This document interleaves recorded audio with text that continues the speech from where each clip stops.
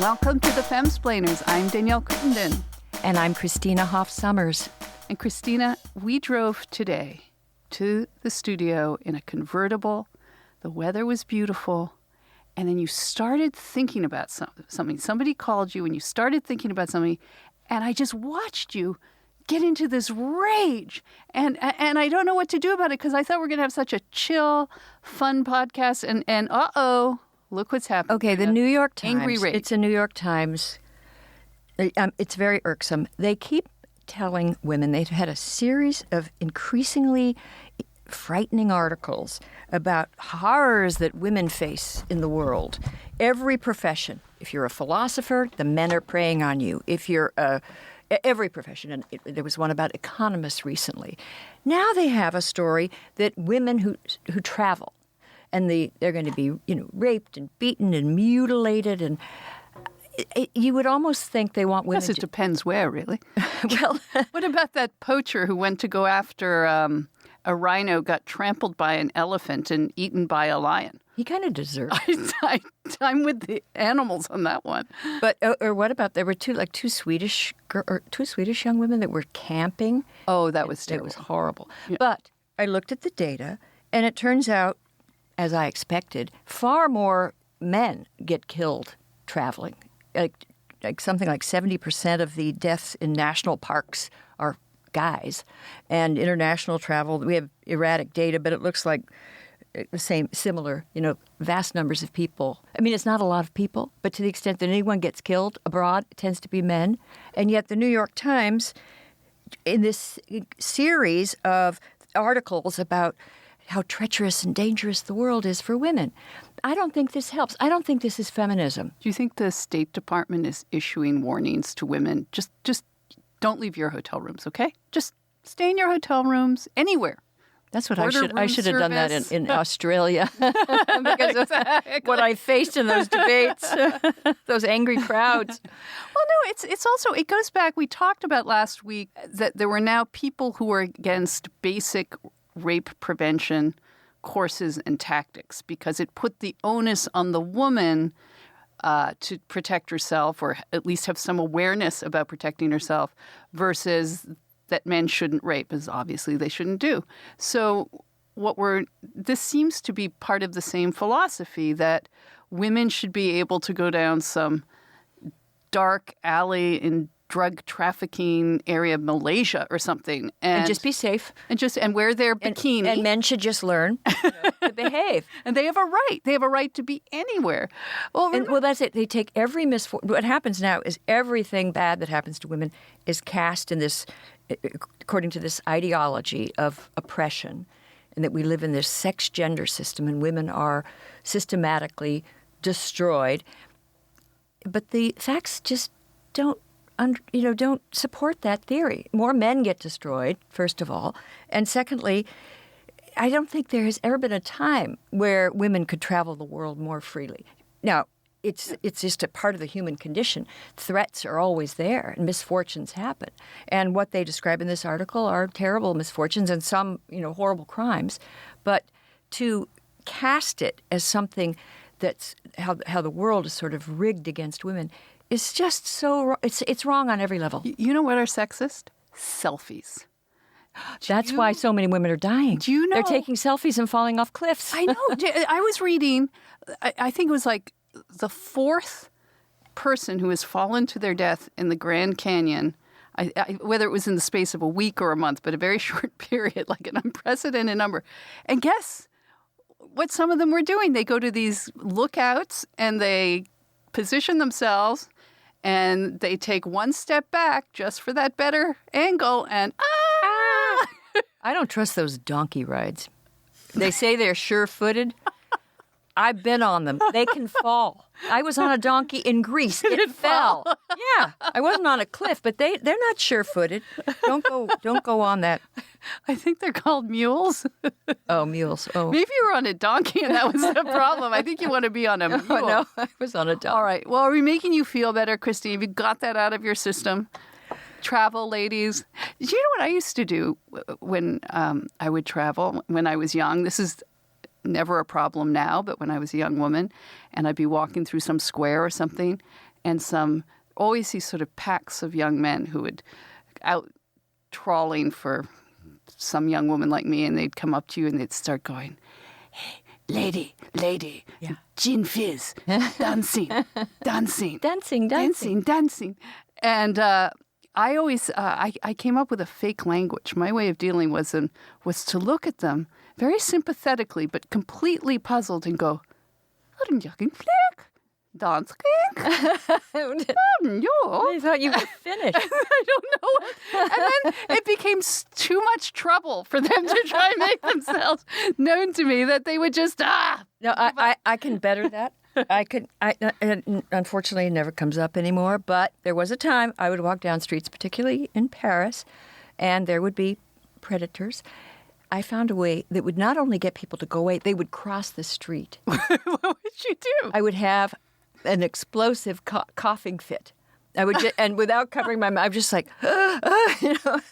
like you're gonna vomit, right? And just and they didn't know what it was and didn't want to know, and people would take a detour around me, like, oh my God, just try it. Start if there's someone coming. Travel trips from Danielle coughing and fits. Christina, you can trust these. Okay. I have a nicer story. So there was a column in the parenting section of the Washington Post this past week, and it's headlined, "I was criticized for taking my baby to work in 1985. Are things better for parents now?" And she was a professor in New York City in 1985. She had a really nice, sympathetic program director, a father, it should be pointed out, had no problem with her bringing her newborn. She was able to hire a nanny to watch. In her office? Yeah, watch her while she taught classes or had meetings, but otherwise she could bring the child to work. And, I was thinking today, like, we have these incredible, very cool modern offices like the WeWork spaces where they have cafes. I mean, they have little booths miniature for golf phone courses, ping pong, beer on draft, right. And you think, why not have a small playpen, daycare area? Yeah. Just and this to me, like these elaborate, whether it's government or private programs of daycare, if you just had a place where your female workers could come, they could safely drop the baby off, be in the building, come visit them, come nurse them as needed. Why is that so difficult? I'm hoping that the younger, maybe even the WeWork company will think, yay, that's a good idea. Let's do that. I know. And if they made it easier, more people would have babies. Because we've kind of got a birth dearth. I mean, I'm sure there are liability issues as there are with anything, but I can't imagine it's such a huge cost sink to employ a few caregivers, a day in a workspace. It's amazing that they don't do it more. There must be a reason. It must not have worked out. It must have been tried, or they haven't really tried it. I don't know. My guess would be some sort of weird liability issue, but also maybe we're always pushing for too big an answer on these things. We're looking for tax subsidies and federally run daycare. I mean, I wouldn't want the government minding my baby, but well, with I an think employer. can we start with take your pet to work? They have that. They let you do that in many places. Well, they should do more of that. Maybe just, serious, incorporate home life and work life. I don't know. Then we'll all be slaves to the capitalist system, even our babies. No, then people will start coming to work in their bikinis. Or their pajamas. All right. Well, Zoe, you came up with a story of this week, and you've had to explain it. I still don't understand it. We still don't fully get it. All right. And you might be brought up on charges of mental harassment for this story. Okay. That's fine. Be careful. Okay, well, I bring you this story because I think everyone should know that Christina did win AEI's office pool. Out of 60 people, she placed first in our March Madness bracket. Woohoo! So congratulations, Hey, okay. Christina. And a woman. And she did this all while in Australia. Oh, yeah. She managed to win from thousands of miles I was following away. the game in Australia, and I had it on my iPhone. I was trying, and nobody was interested. I couldn't get, they were just... You know what, Christina? What? I'm not interested. Well, we're but very I proud. applaud you, whatever it means. I won. I'm sure I haven't it's won great. anything since 7th grade, I won a slide rule competition, and I won $2. I've never. You won a slide rule competition. Yeah. That is the... you were teasing me about my Uber rating last week. I think winning a slide rule competition is a nerdy thing.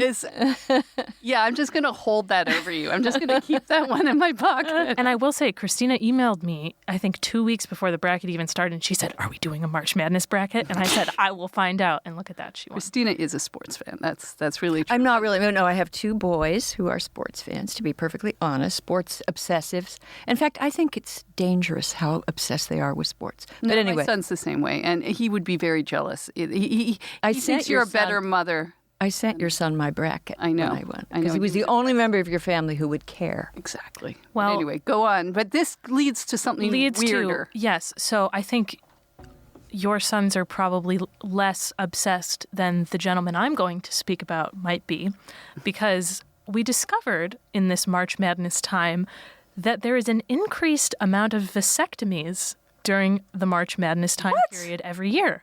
30% increase between, Aetna Health. I see no correlation. I do not get this. So in the average week, so this data is from 2016, in the average week, 279.5 vasectomies are performed. Okay, I got that.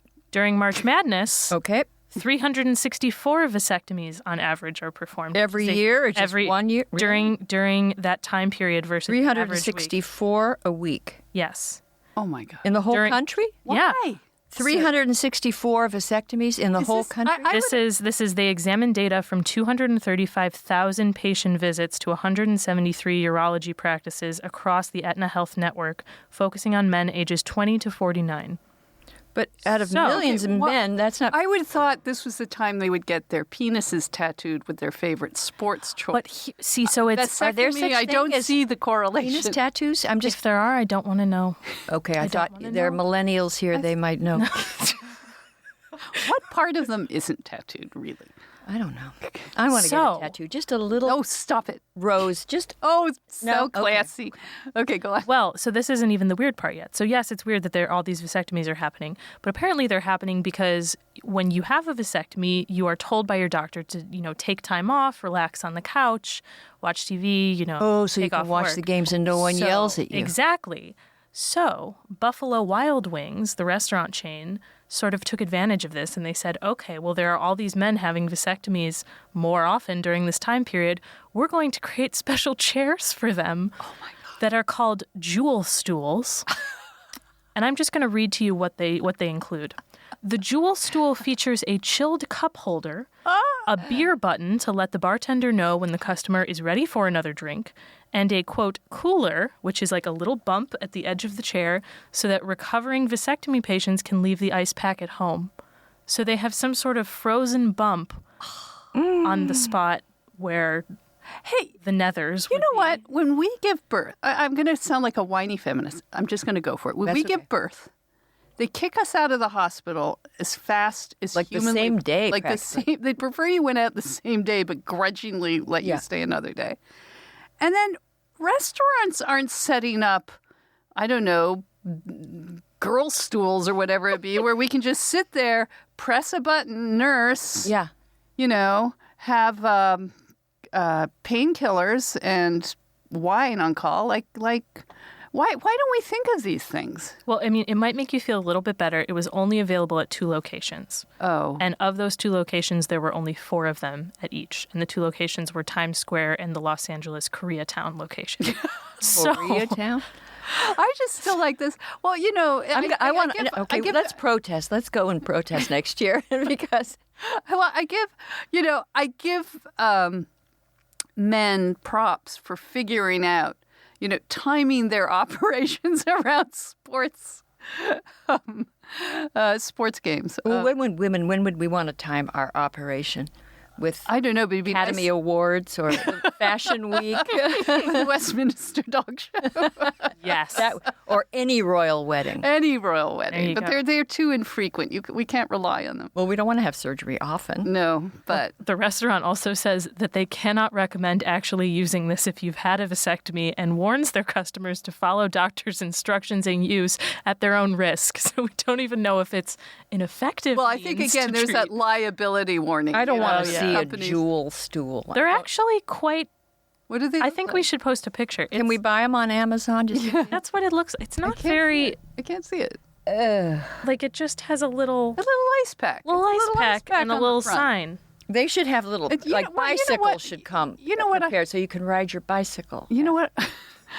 You know what I guess our equivalent is when we go to the get a manicure, you get in those massage chairs. So Those aren't just for women though. no, but primarily Yeah. it's our sort of equivalent. We get them all year. So So there, okay, well, thanks Zoe for that. I guess. I need a drink. Christina, do you want a jewel stool as your prize for winning the bracket? Ew! Ouch! No. All these men getting vasectomies, I didn't even know about that. Well, we have a fabulous guest this week. I've been wanting to have her on for a long time. Her name is Irshad Manji. She is, I'll give you the quick femme facts and then we can discuss her a little more broadly. She's the New York Times bestselling author of The Trouble with Islam Today. She's founder of the Moral Courage Project of Southern California. And this is my favorite one. Winner of Oprah Winfrey's Chutzpah Prize for Boldness.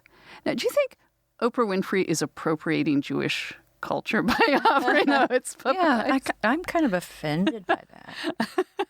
Her latest book is Don't Label Me, an incredible conversation for divided times. But that And she's been banned in Malaysia. she's been bad, but that doesn't really Capture, summarize. no. That doesn't capture Her total fabulousness. She's a really fabulous person. She is, although she was born in Uganda, which we'll get her to talk about. I knew her back in Toronto in I don't want to say when, but like the late 80s, early 90s, where she was like a Roxanne Gay of feminism.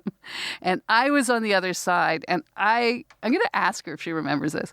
We were in TV studios together, debating each other.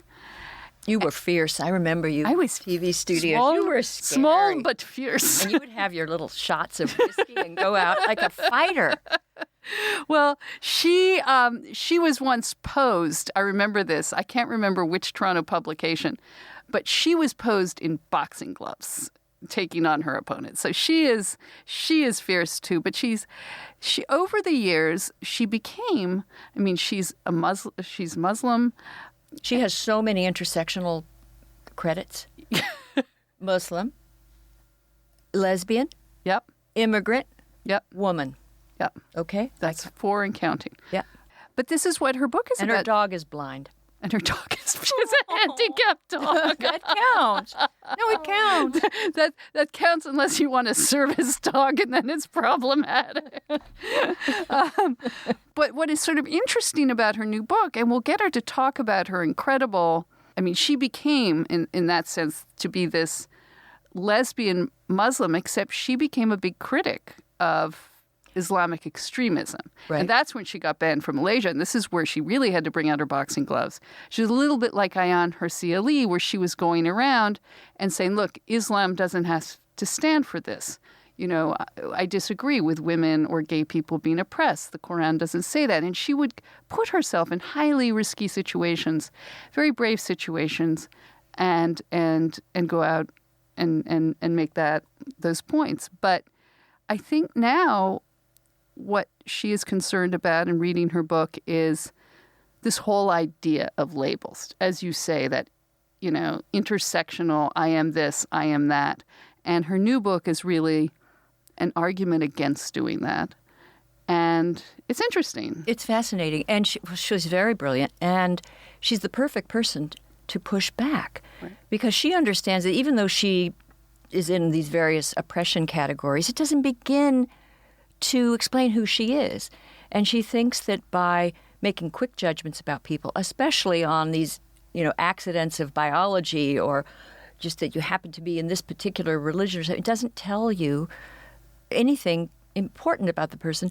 And she's actually suggesting that we stop this and the polarization around it, where people are calling each other out, and there's a kind of a hierarchy of who's allowed to criticize who.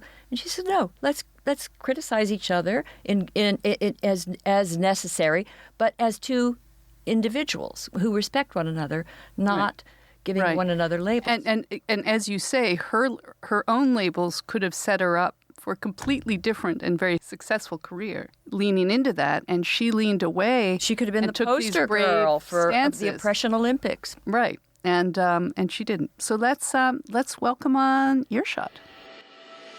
Hey, Christina, didn't you once poll your Twitter followers late one night as to whether you should have a glass of wine or go to the gym? Yes, and they said the gym, and I went, but it was such a drag pulling myself out of the house at that hour.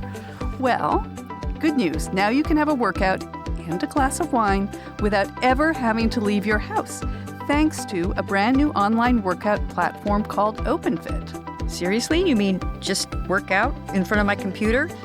What's new and remarkable about OpenFit is its classes are led by some of the most effective and famous trainers in the world. Sculpt your body by Extend Bar, or get in crazy good shape with Hunter McIntyre, who was named by Sports Illustrated as one of the top 50 fittest athletes. OpenFit even offers a different yoga class every week. Well, it sounds good, but don't I need some sort of home equipment or just some complicated thing I don't have? Christina, you could be at home with a glass of wine and a cigarette in your living room, and you could do these. All you need is a computer or a web-enabled TV, tablet, smartphone, or Roku. You can access it anywhere, even in a hotel room while you travel, which you do all the time. And my favorite workout, which I think will become yours too, is the 10-minute session with celebrity trainer Devin Wiggins. It packs a fat-burning, muscle-building, sculpting, and full-body workout into just 600 seconds. So 10 minutes, and you've earned your glass of wine. Oh boy, I'm in. No excuses. Now, what do I need to do to get OpenFit?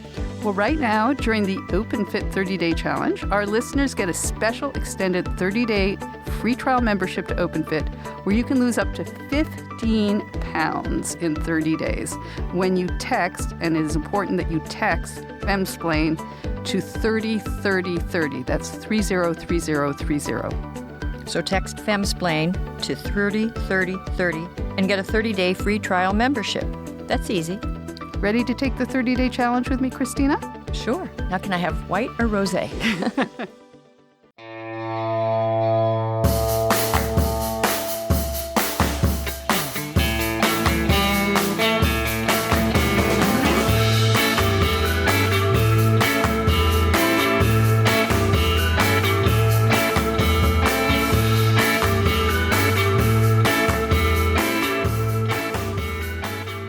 Welcome, Irshad Manji, to the podcast.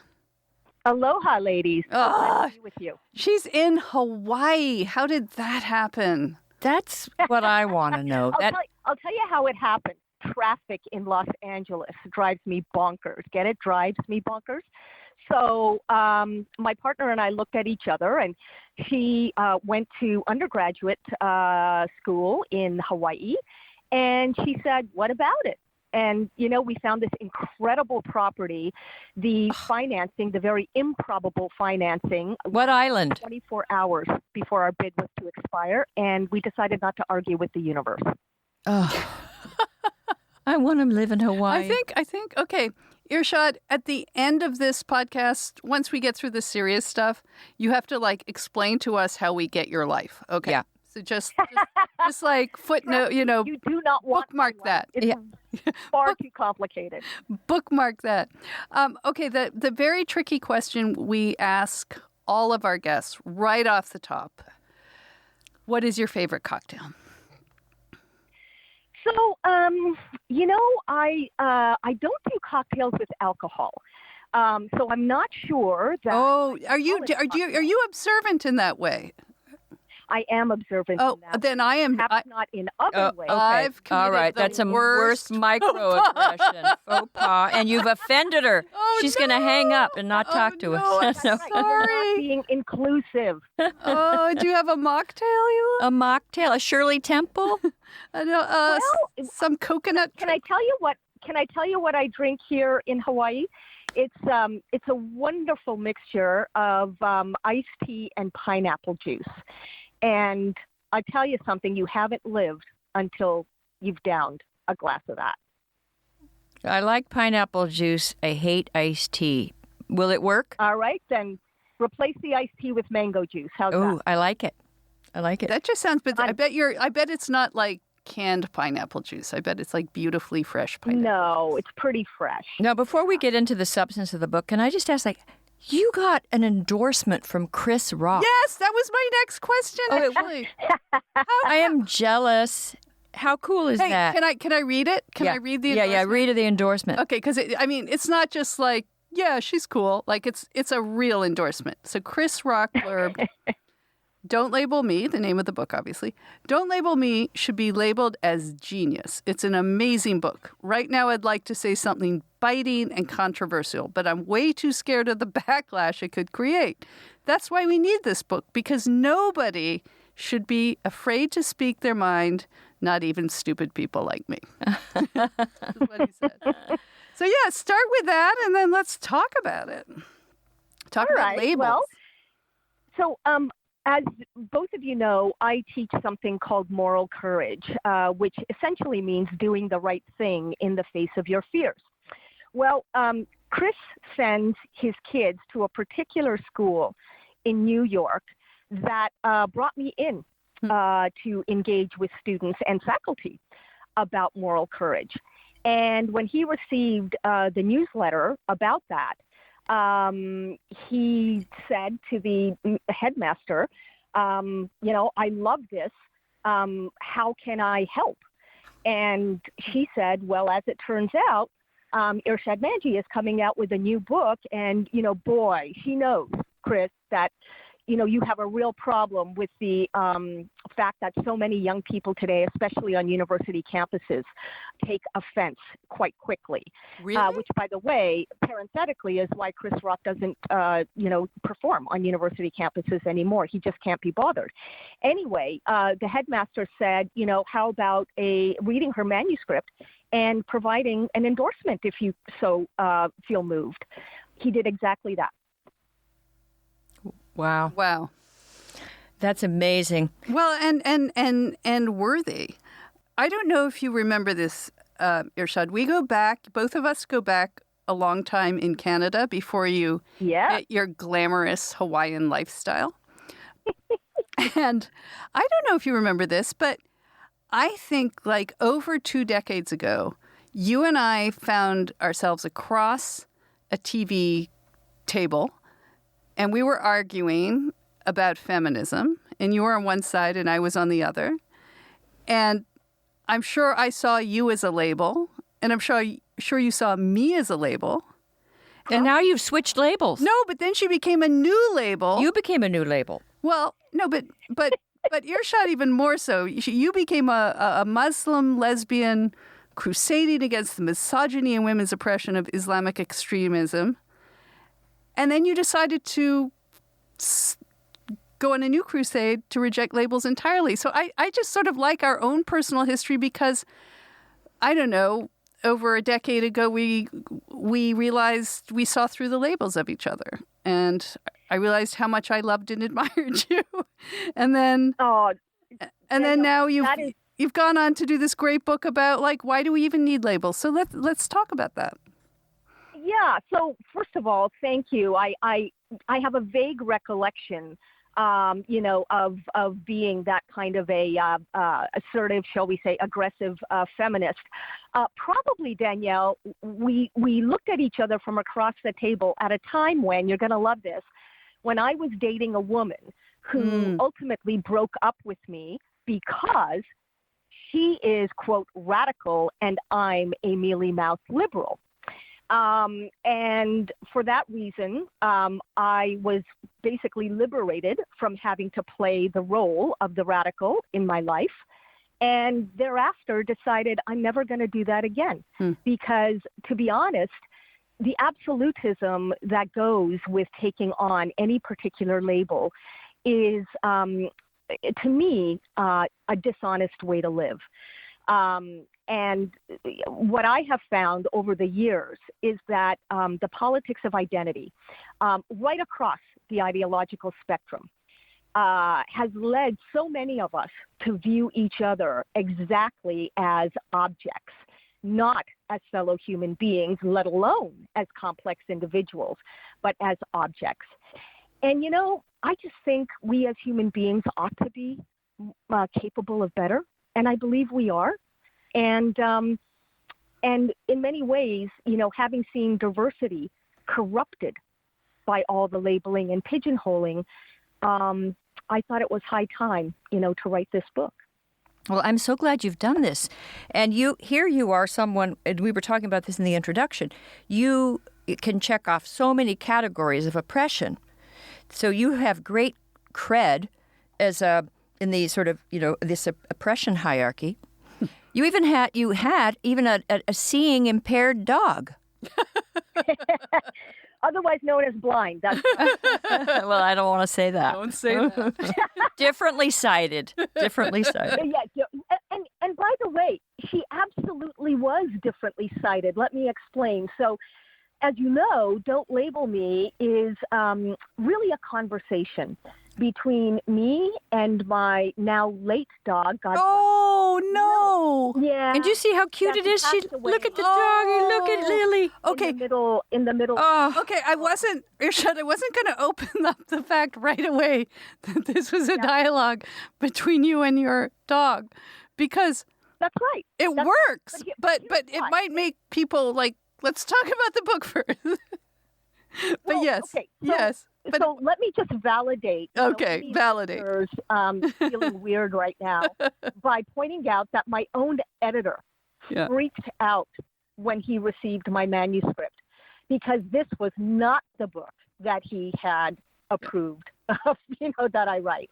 But as I explained to him, Lily captured so much of what all of us are dealing with or not dealing with, as the case may be today.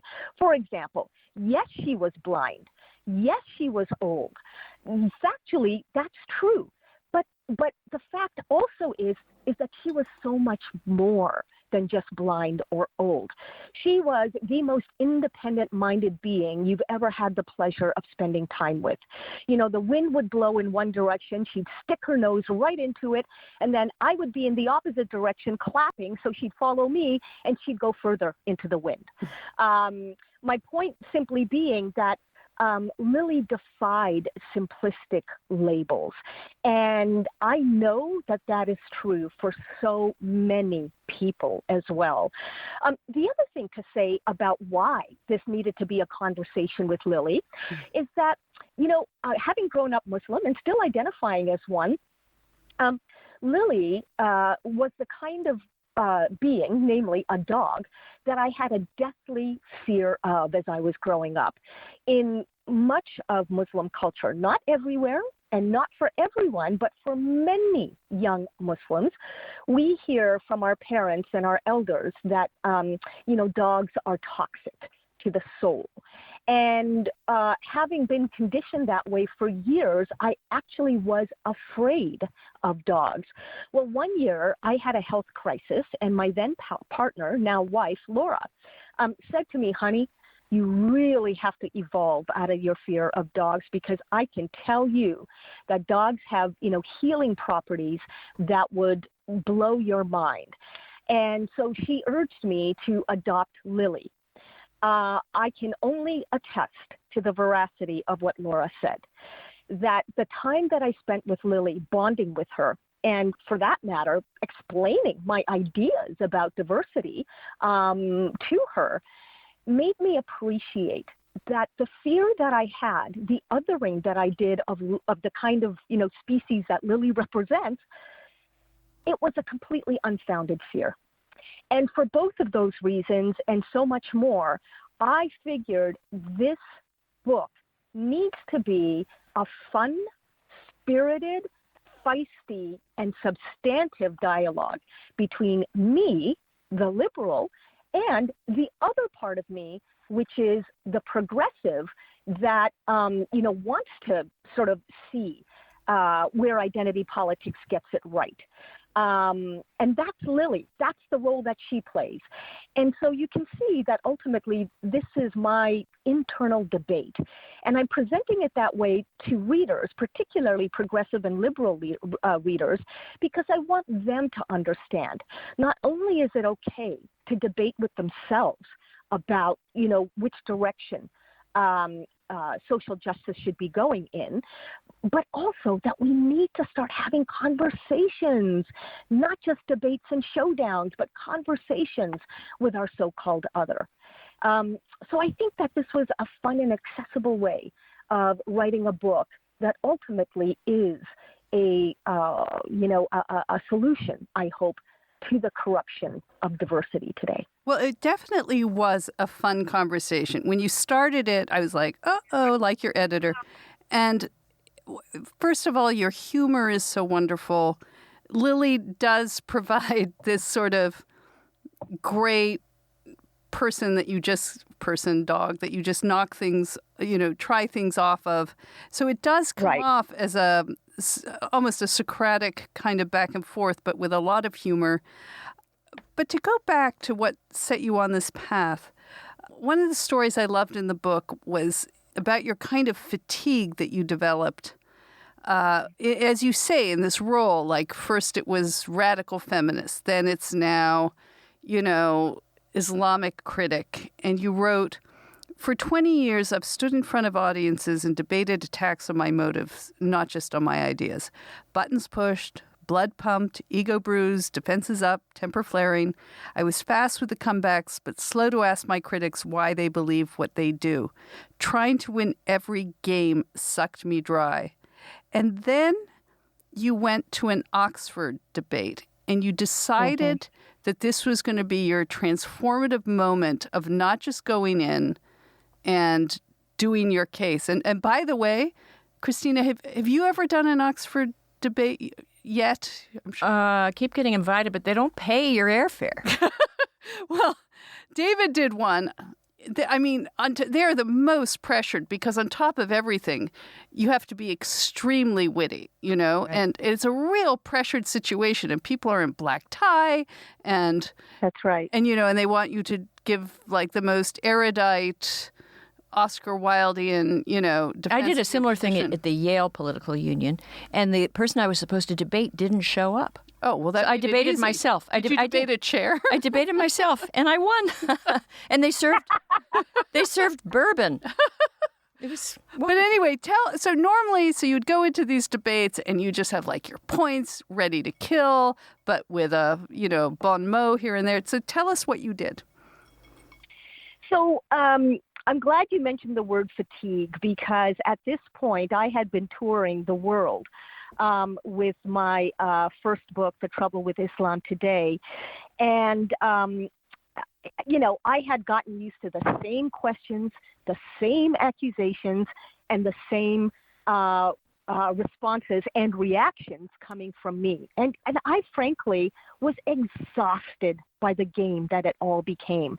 And so in order to prepare for this Oxford debate, I decided, rather than preparing intellectually, make sure I have all my facts right, I prepared emotionally. And what I mean is, I made a pact with myself that when the other side, offers a good point, say so.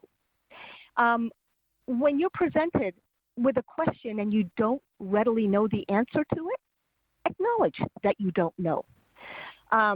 If you need just a couple more seconds to think about how you're going to respond to something, take those couple more seconds.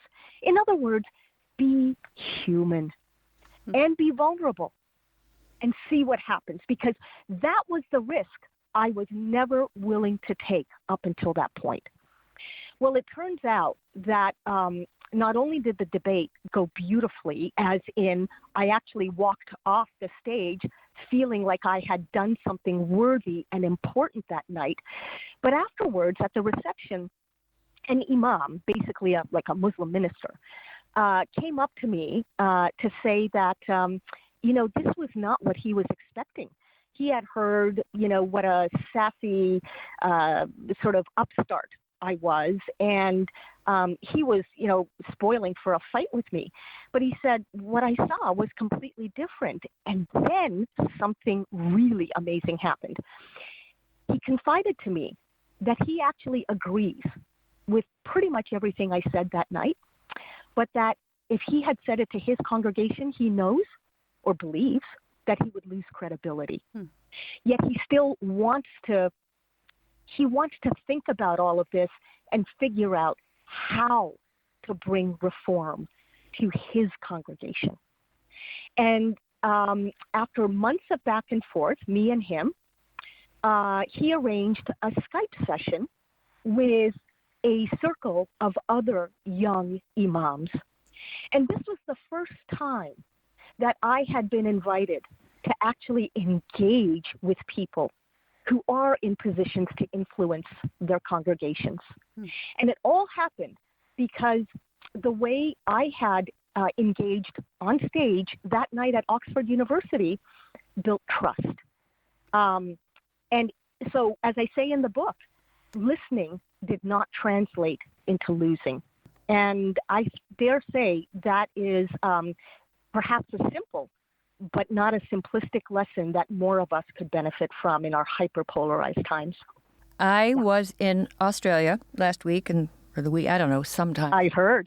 Yeah. And I was there to have a conversation with Roxane Gay, and I promised I just was going to do all the things you said and just try to be friends with her and just meet her at a human level and find points of agreement. It couldn't be done. First of all, I walked in, she wouldn't look at me and had real contempt for me. I don't know if I've ever felt that otherized and just despised. She wouldn't even talk to you on the plane. She wouldn't talk to me on the plane. I showed her pictures of Izzy, my little Maltipoo. Nothing worked. Oh. But your dog looks a little like Izzy. So cute. Anyway, point is, there are some tough customers. And it wasn't her. I mean, I think if the audience had been more... Yeah, the audience sane, it encouraged her in the wrong direction. Maybe she would have talked to me, but there are some tough situations out there. I mean, the on both sides, the far right and the far left, you find people that are very hard to reach. How do you do it? Well, and you're absolutely right. By no means am I saying that it's easy peasy. We're going to meet various levels of intolerance and, yes, dehumanization from the so-called other, in this case, your discussion partner, when we're trying to have a constructive conversation. But this is where another tip that Lily gives in the book comes into play, which is that rather than entering into the conversation, asking yourself, how can I change that person's mind? And by the way, that's not what you did. I get that completely. I'm saying it's a very human tendency to do this. Right. Ask instead, what am I missing about the other person? And that means asking questions based on what you've just heard and what you're observing in that moment. So, for example, let's sadly transport ourselves back to what you were facing in Australia in those forums. One of the things that I would have loved to know and probably would have asked, and maybe you did, is I would have turned to the audience and asked, so I can see that there's a lot of support for, Roxane's positions and perhaps even her personally. And, welcome to a free society. That's fine. That's great.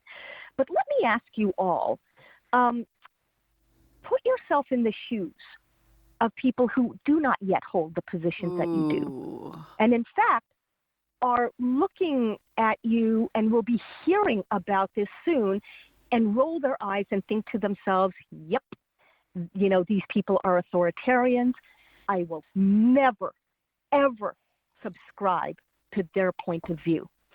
Let me ask you, audience, how do you expect to win over the holdouts if by looking at you or hearing this from you, they say to themselves, wow, if that's social justice, if it's contemptuous of me as a human being, if it's divisive, if it's arrogant and self-righteous, count me out.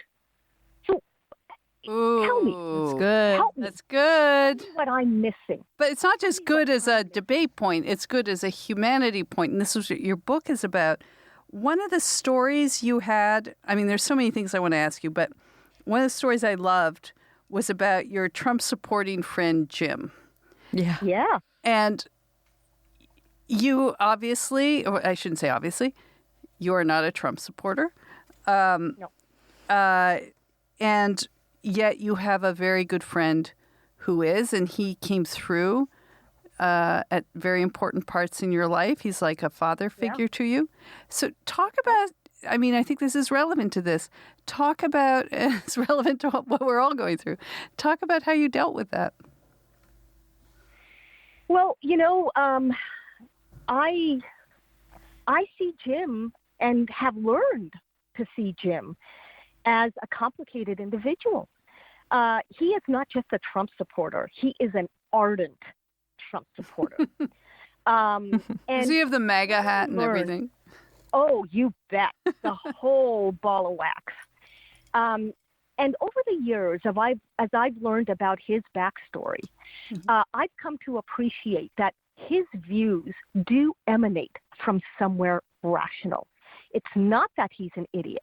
Mm-hmm. It's not that he's evil. It's not that he doesn't care about, quote, people like me. After all, he's practically adopted me as his own daughter. Hence, my description of him as my father figure. Well, he right? gave you away at your gay wedding, right? So yes, and by the way, he took one arm, and on the other arm of mine was my devoutly Muslim uncle. I mean, could it get more diverse than that, right? Or accepting is that? That's wonderful. Problem. I love that. I love that too. Jim had zero problem with sharing space with an observant Muslim, with being a significant part of a same-sex wedding. My point is that by knowing Jim as an individual and as a human being, I came to see why he supports Donald Trump. And that transformed me in its own way. But secondly, I also came to see that Jim is so interested in substantive conversation that he only walks away from one thing, and that's name calling. Mm-hmm. Right. And so he also has been instrumental in teaching me why listening and learning are markers of respect for the other. I love him dearly, and though I, adamantly oppose his politics, I know now that they come from a very legitimate place, legitimate, that is, to him. And that way, he kind of defies all the labels and all the stereotypes. And what I'm saying to my fellow liberals and progressives who read this book is that you have no idea what you're going to learn. And learn not just about your own blind spots, that goes without saying, but learn also how to frame your own points, your own arguments in a way that the Jims of this world can hear. Because as you know from reading the book, there are times in which I have stood up, literally gotten up from a lying down position. I was dozing off in his living room one night, and he said something that, I thought was so unfounded that I sprang back to vertical life. Yeah, he was watching Fox News Google. Or something, right? Well, and I asked him, it was about Obama, this, what he had said. Mm-hmm. And I asked him to Google something. He had his iPad right in front of him. And when he found what I told him he would find, he just kind of sat there and went, I'd never heard of that, or I'd never thought about that. And the next day, he gushed to me how much he enjoyed the conversation and how he's still thinking about, what he learned. right? So my point being that when you get to know your other, and not just know of their existence, you'll actually glean information from them that will then help you reframe your argument in a way that they can finally hear. So, the point I'm making here is it's not about being nice for the sake of being nice. It's about being smart. Yeah, that comes through. And compassionate and respectful and listening. Hey, can I just say one other thing about this word respectful? Yeah. When I've gone to college campuses with my previous books, and again, those books were about reforming Islam, I would hear so often young people, mostly Muslims, but sometimes not, sort of give me the tell it to the hand gesture and say something like, respect me. You have to respect me. And what they meant by that was you have to agree with me. Mm-hmm. But actually, when I looked into the root of the word respect, it comes from the Latin respectate, as in look, but look again, respectate. Mm-hmm. And so what it actually means is turn around. If you're going to respect somebody, you're going to turn around and look again, which means that going on a first impression is not the definition of respect, but actually taking the time to move beyond your labels for that person and therefore looking again is the very epitome of respect. Now, I have a question. It's Christina here. How have progressives responded to your book so far? So I have to say better than I thought. First and foremost, the magazine, The Progressive, was among the first to run a large excerpt from my book. Moreover, I'm hearing from a lot of young people of color who may or may not call themselves progressive, but in the politics that they, talk about, I would think that they are progressive. Regardless, I'm hearing from a lot of young people of color, university age, who say to me, I've been wanting to express these thoughts, but I didn't know how, or I'm afraid to. And, your book is giving me the permission and the courage to do so. Now, does that mean that it's been universally, praised? God, no, not at all. I do obviously hear from plenty of people who say that I'm complicit with racism, or that, I'm a shill for some malignant elements in our society, that I'm reinforcing, you guessed it, white supremacy. And here's the thing. I'm taking my own advice in the book by engaging with them and asking them why they believe what they believe, how they came to those positions. And what I'm finding is that by giving them a fair hearing, they are less defensive and often even say, well, I can't wait to read your book. And I always say, that's great.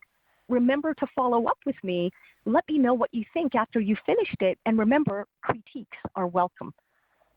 And it's true. Critiques are welcome. How else am I going to grow?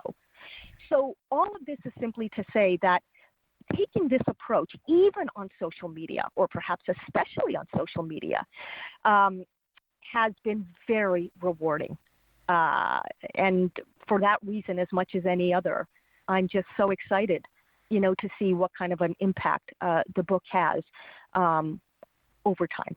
You had a fascinating observation, which honestly I haven't read anywhere else. It goes to your, critics potentially saying you're supporting white supremacy, which obviously you are not. You were quoting Martin Luther King about character versus color. And right.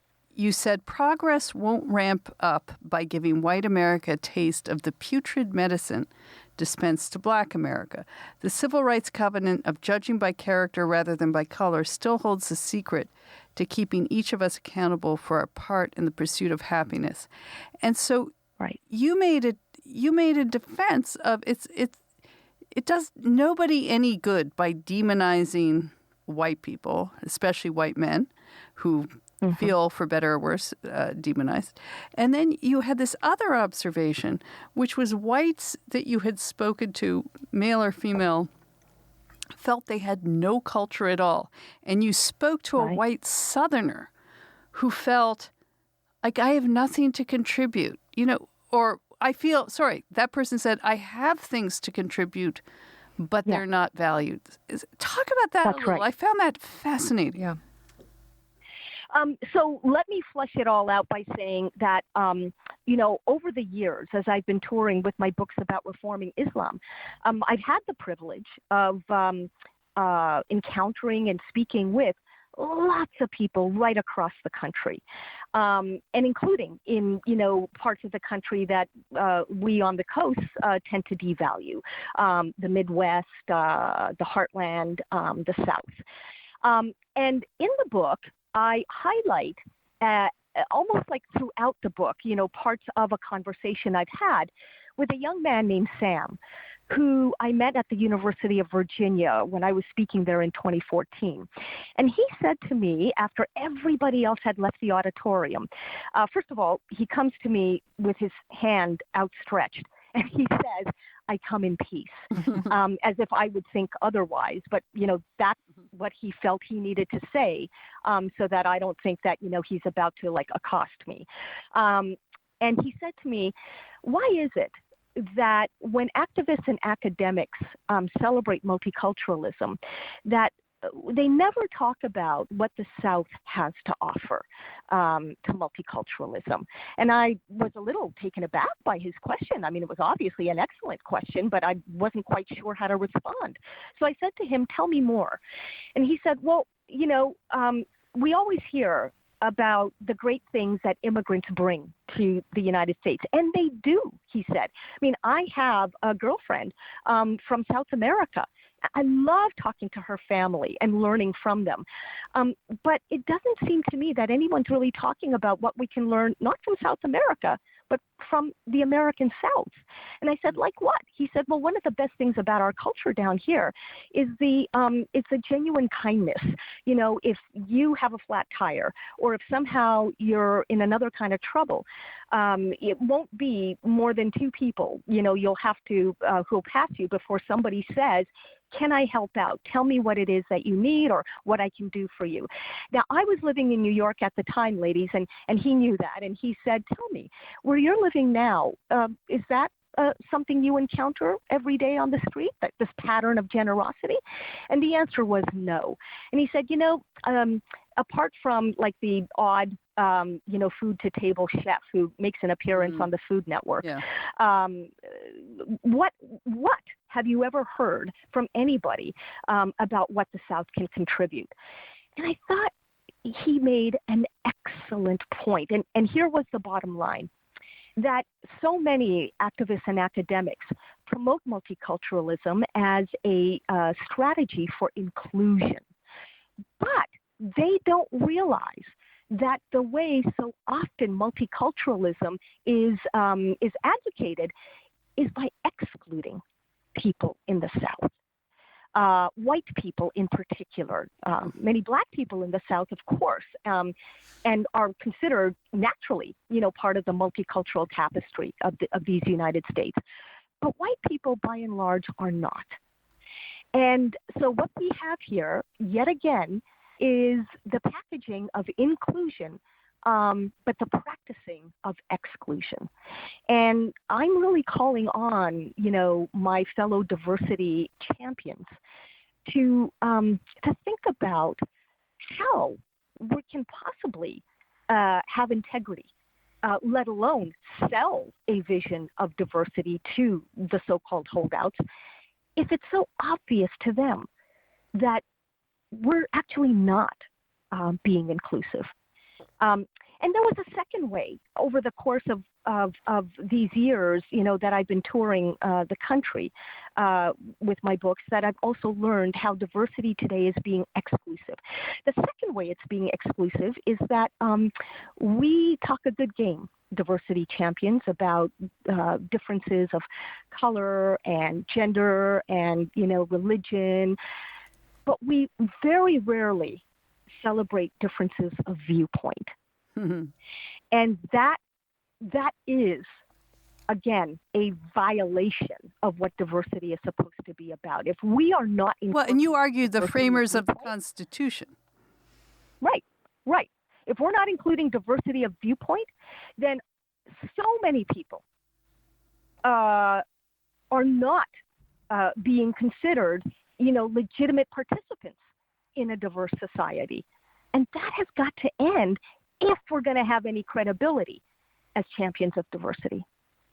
Yeah, I remember I was speaking at I think it was Boston College, and there was it was the Young Americas Foundation that was sponsored by Talk. It was campus conservatives, and there were two guys who roomed together. They were assigned roommates, and one was gay from New York, and the other was homophobic and from the South. And there they were, roommates.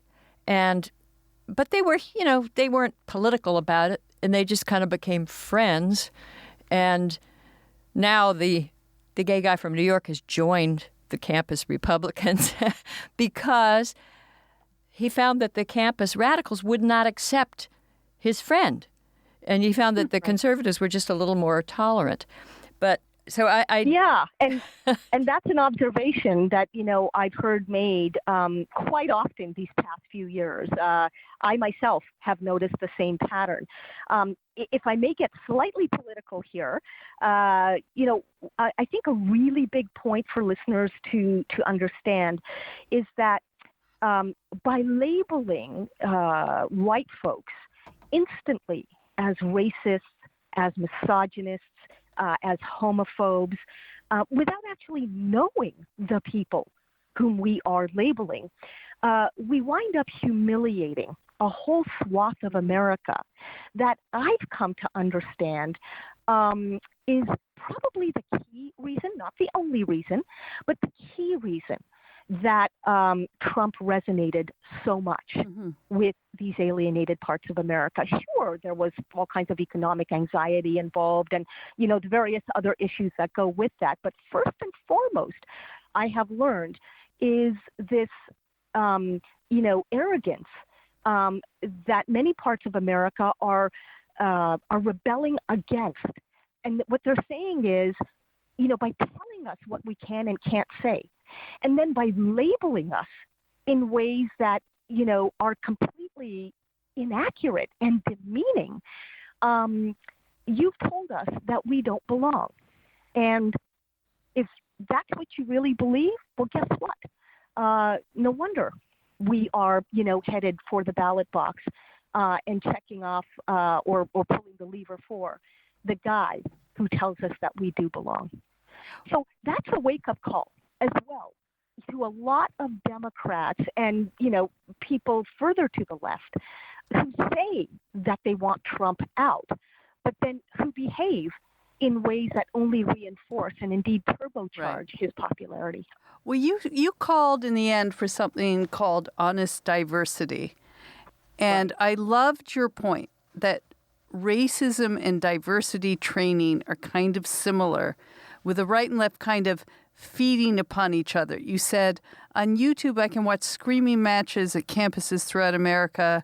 Social justice activists face off against free speech warriors, each tribe preferring to be controversial over being constructive. And this is what we're trying to get away from, right? Well, I wish it were what we're trying to get away from. It's what I'm trying to get away from, and I know you two are as well. But, one of the reasons it's such an uphill battle to fight for what I call honest diversity, which means diversity that incorporates and includes diversity of viewpoint, is that, we humans are biologically wired to feel good. We are all born with brains that actually have not evolved very much. Hundreds of thousands of years ago. Hey, speak for yourself, Irshad. Well, let me say, as somebody who proudly embraces her individuality, I do speak for myself. How's that? But hundreds of thousands of years ago, when our ancestors were still hunter-gatherers, everything that moved signified a potentially mortal threat.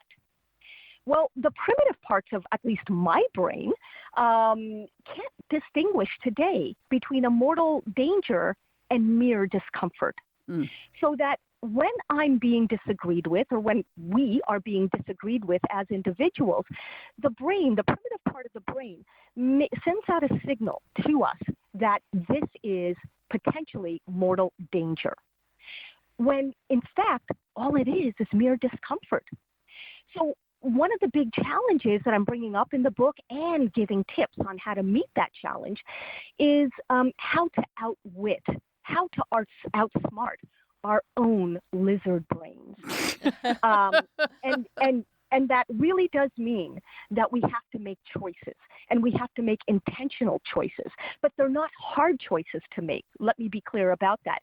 Even if we got into the habit of just taking a couple of breaths before we decide to respond to something that really irks us, whether it's an opinion or whether it's somebody's behavior, just taking that breath or two allows us to slow down the blood rush in our body, literally slow jam the brain, and thereby tap into the evolved part of the brain that allows us to be a lot more rational than reactionary. And I know that for old folks like me, it may be, too late for most of us to develop that habit. I don't think it's too late, but, that's the excuse. Okay, but what about a new generation? Can they be taught to make something as simple as taking a couple of breaths before responding? Can that become a habit for them so that literally it becomes a no-brainer? Yeah. I do think that the answer is yes. And this is the kind of thing, apart from, much else, that I'm teaching here in Hawaii with the Moral Courage Academy. Well, you have made an incredible contribution to this. I think this is the question of the moment, right? How do we all, this is the gift of Trump, that we all. I'm so glad you say that. You're absolutely right. No, it's thrown open a real earthquake volcano. It's something that we all have to deal with.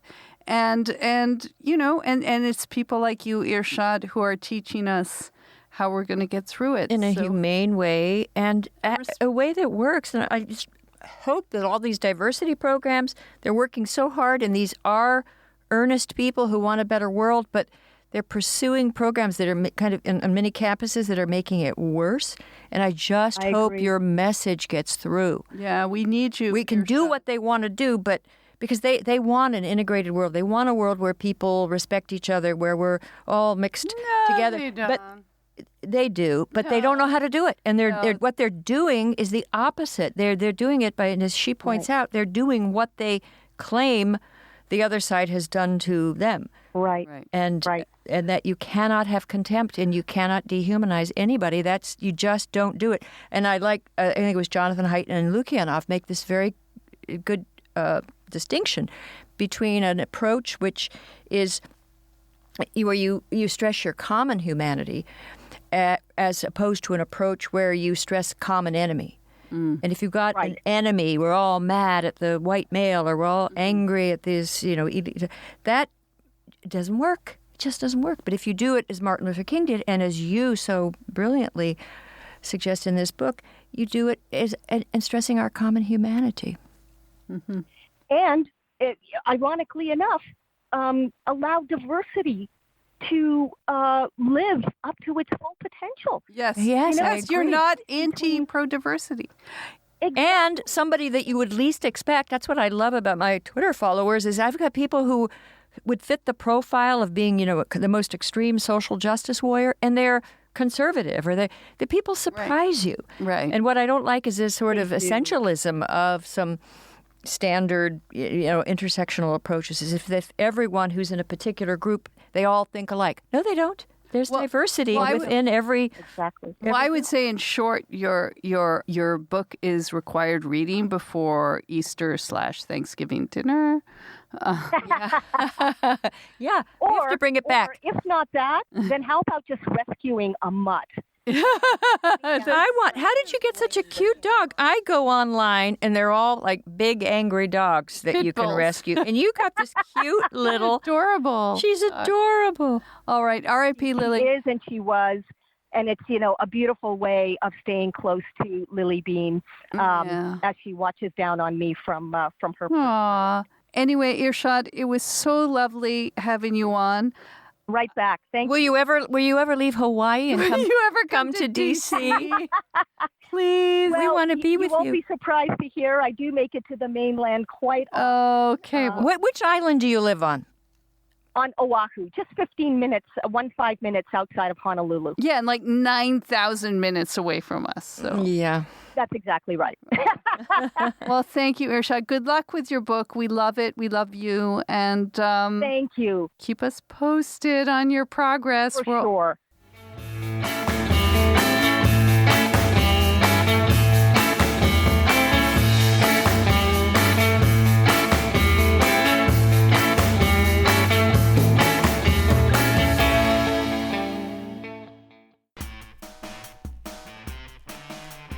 Hey, are you enjoying the Femsplainers? Well, we need your support. We do this out of the love of our hearts. We hope you feel that you have a free speech advocate, an alternative viewpoint, really just a fun space to hang out and drink. But we don't want to go behind a paywall.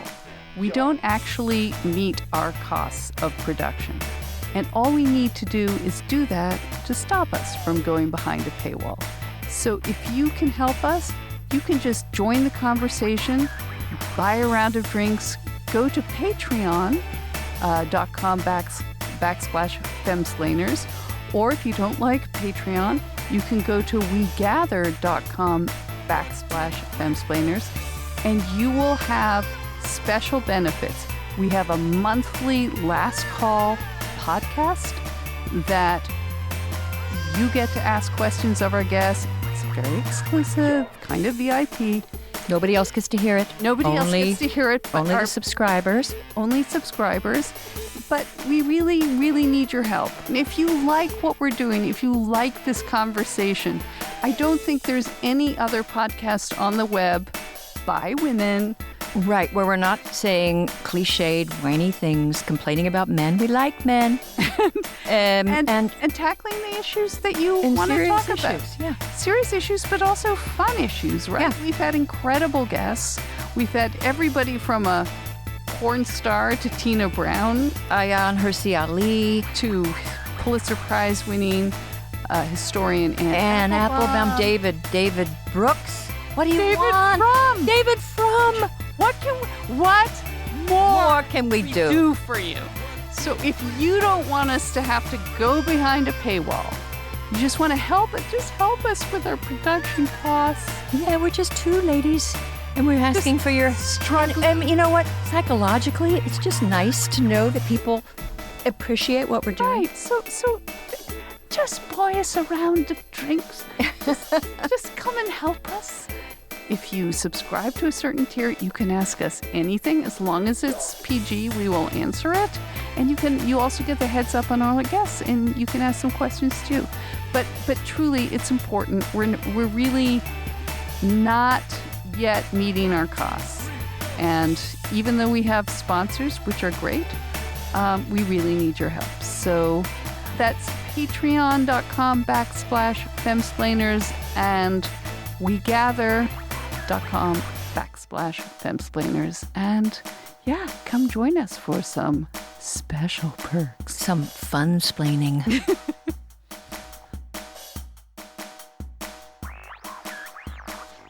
Okay, to wind up this program, you are on a little bit of a gloat about your March Madness win.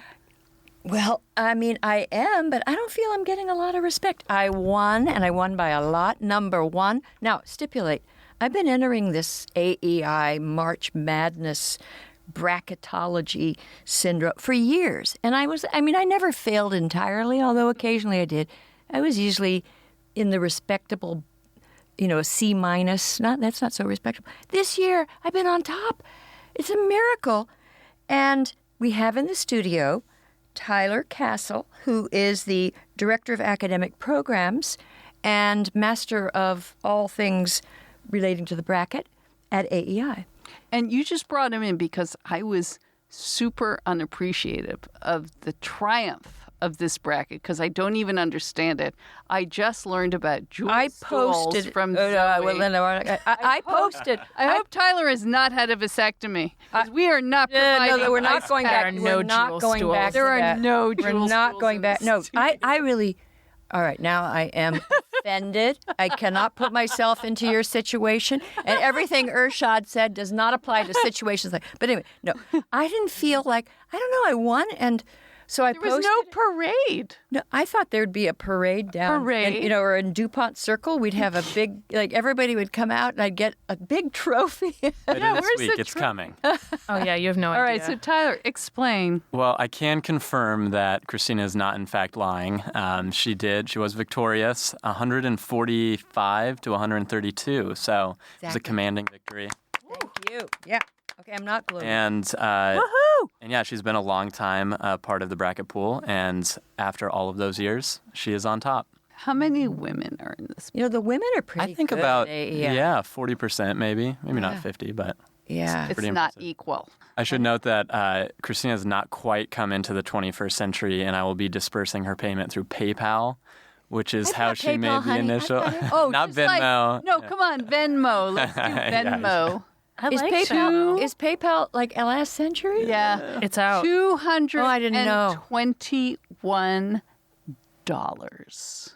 And that will buy us, how many Kir Royales will that buy us? At Mon Amiga B?